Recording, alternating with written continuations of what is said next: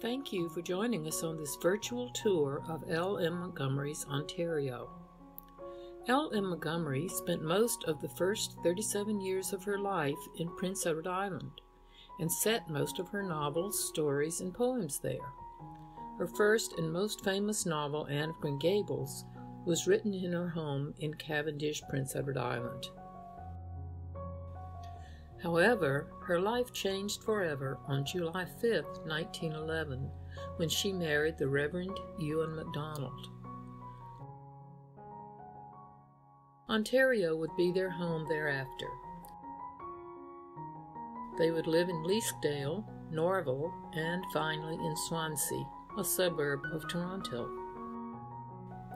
Let's begin our virtual tour in Leaskdale.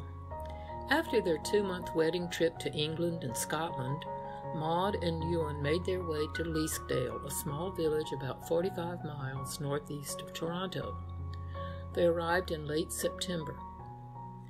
Ewan had been minister of St. Paul's Presbyterian Church there and in nearby Zephyr for about a year before he and Maud married. The closest railroad station to Leaskdale was in Uxbridge, just a few miles south of Leaskdale. Maud would travel to and from this station many times during her Leaskdale years. Maud spent the first few months in Leaskdale getting to know her neighbors and preparing the manse, painting, papering, purchasing furnishings, unpacking boxes, and arranging the rooms to her liking.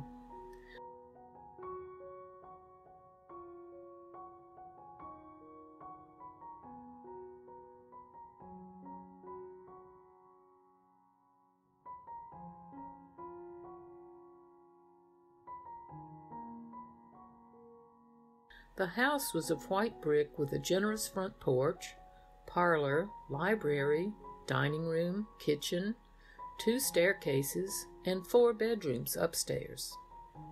Until the house was ready to move into late October, she and Ewan boarded close by with the Oxtby sisters. By November, Maud realized she was expecting their first child.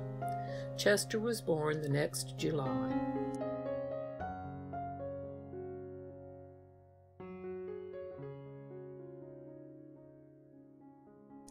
Another child, Hugh, was stillborn in August 1914. Finally, their son Stuart was born in October 1915. All of the children were born in the manse.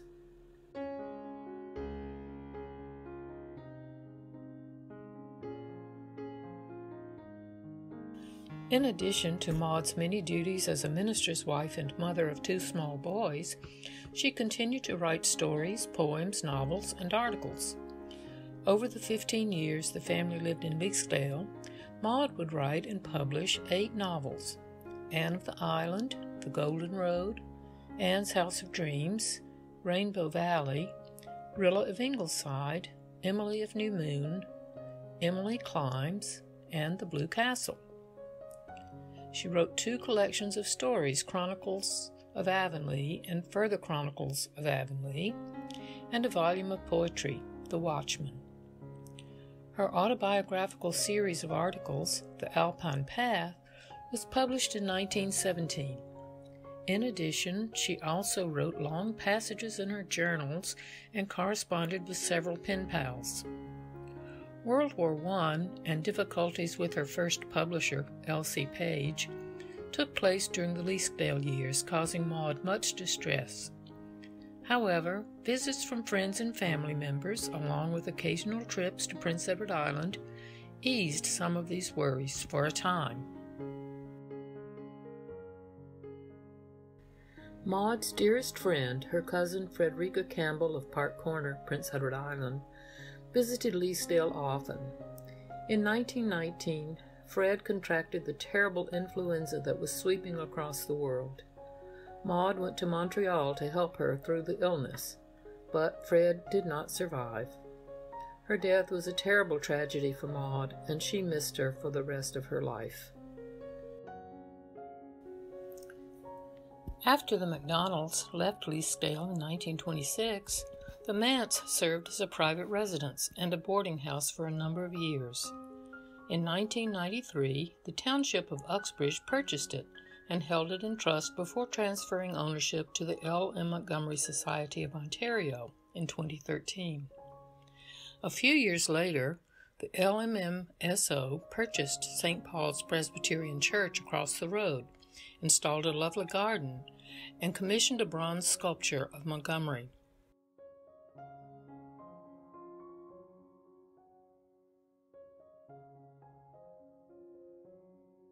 Artifacts from Montgomery's era, including a set of her china pattern, Bridal Rose by Limoges, books belonging to Montgomery, and first editions of her novels are part of their collection.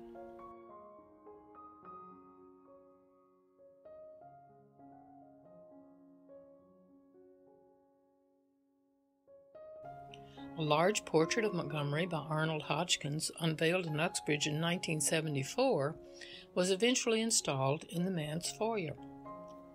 Both the manse and the church are open to visitors, and many community events take place here, including a biennial conference on Montgomery's life and works. The LMMSO also commissioned a one-woman play, Maud of Leasdale, which has been performed frequently since its debut in 2011.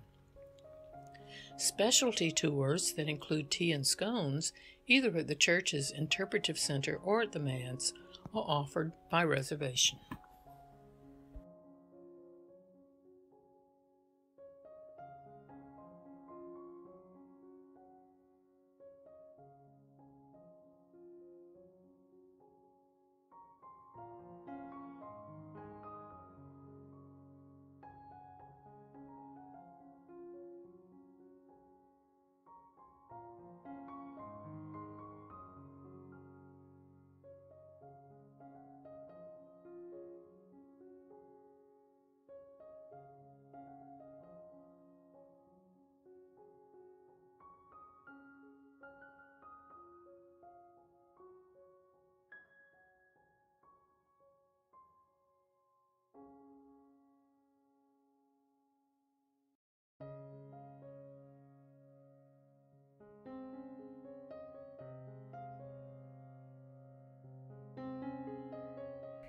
In July 1922, the McDonalds drove up to Bala, Muskoka in the Lake District of Ontario.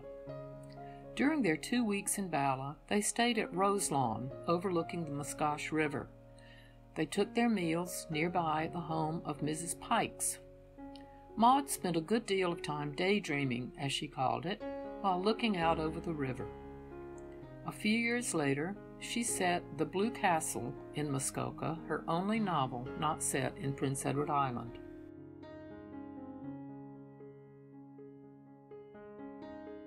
Today, the Pikes House has been transformed into Bala's Museum with Memories of L. M. Montgomery. Jack and Linda Hutton were inspired to put together the museum after their wedding trip to Prince Edward Island when they discovered Montgomery's relationship to Bala. They bought the deteriorating Pikes House in 1990, restored it with the look of the 1920s, and opened the museum in July 1992, displaying many artifacts related to Ella Montgomery, her vacation time in Bala, editions of The Blue Castle, and many other editions of Montgomery's works.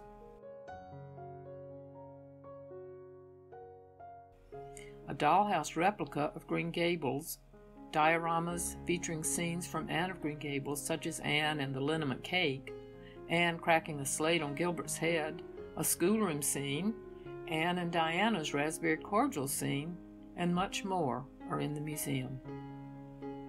The Everything Anne Day, featuring an Anne look-alike contest and games of the era, is just one of the activities the museum offers each summer.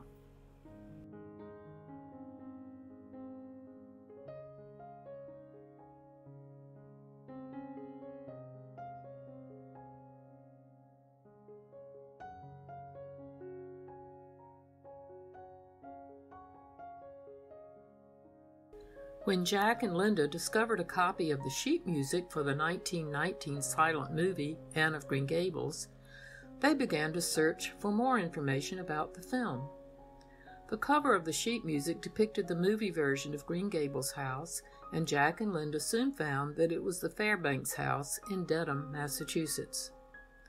They began collecting photos from the movie, and although the film itself has been lost, enough information about it exists so that Jack and Linda put together their own version of it. In February 1926, the McDonalds moved to Norval, about 30 miles west of Toronto, where Ewan served as minister to the Norval Presbyterian Church and the nearby Union Presbyterian Church. They lived in Norval for 9 years.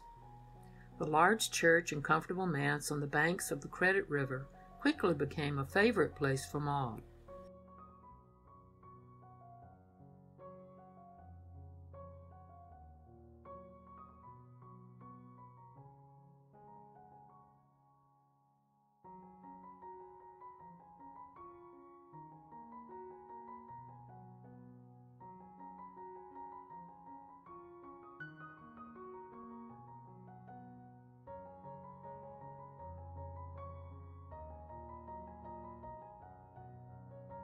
She wrote in her journal, "I love Norval as I have never loved any place before save Cavendish." Her walks in the surrounding woods along the Credit River and up to Russell's Hill of Pines were healing and inspiring.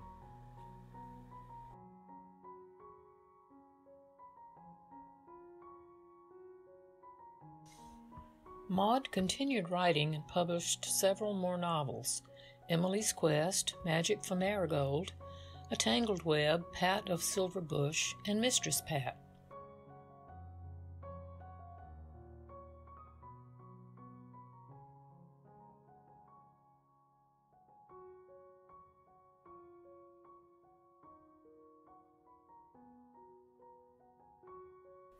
Ewan suffered from episodes of deep depression, and Maud took over many of his pastoral duties at times.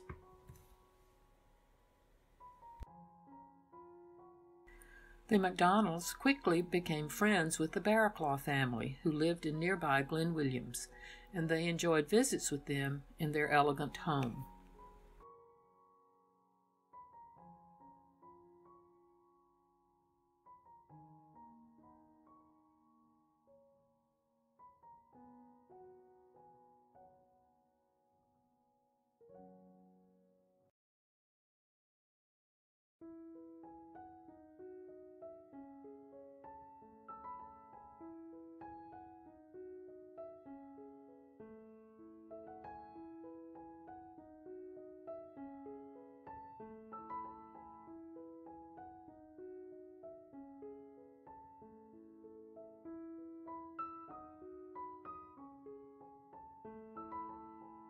Today, the L. M. Montgomery Heritage Society of Norval is in the process of restoring the manse and is planning to open it to visitors. Meanwhile, they have installed a beautiful Garden of the Senses nearby, dedicated to L. M. Montgomery, featuring walking paths, an interactive analematic sundial, and bronze statues amongst the hundreds of colorful and fragrant flowers and shrubs that appeal to the senses. They plan to create a literary center that will focus on the environment, including horticulture and landscape, along with writing and reading. Walking trails have been created near the manse and the church.